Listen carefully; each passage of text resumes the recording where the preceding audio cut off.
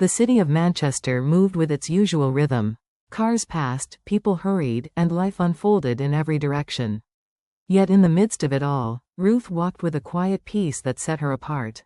She lived along High Street in a modest but well-kept apartment, where every evening ended in prayer and thanksgiving.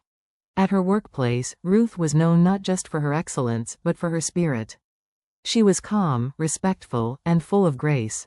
Even in tense situations, she would smile lightly and say that it would be well, and somehow things often settled. One morning, her manager called her into his office and informed her that she had been promoted. He also told her that she had been selected for a transfer to the London branch, where her presence was needed, and that the change would take effect in 2 weeks. Ruth received the news with gratitude, but within her heart, she felt unsettled. The promotion was good, but the transfer was not easy for her to accept.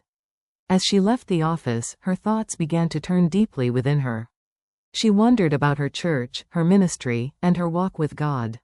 That evening, she knelt beside her bed and prayed, asking the Lord not to allow anything to take her away from His presence and asking for clear direction.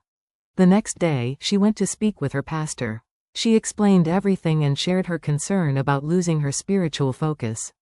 Her pastor advised that they should seek God sincerely through fasting and prayer, and not make any assumptions. He encouraged her that God would surely give direction. The pastor then gathered committed members of the ministry and instructed them to pray together concerning Ruth's situation, asking only for the will of God to be done. Days passed, and Ruth remained consistent in prayer. As she prayed, her heart gradually became calm and steady. She even found herself reflecting lightly, realizing how something small had stirred her heart so much, and she asked God again for help and clarity. During this time, the Word of God settled in her heart, reminding her to trust in the Lord with all her heart and not to rely on her own understanding, but to acknowledge Him in all her ways so that He could direct her path. When the final week arrived, Ruth was called again into the manager's office. She was informed that there had been a change. The person originally intended for the London branch was now available, so the transfer was no longer necessary. However, her promotion and salary increase would remain, and she would continue her work in Manchester. Ruth received the news with deep relief and gratitude.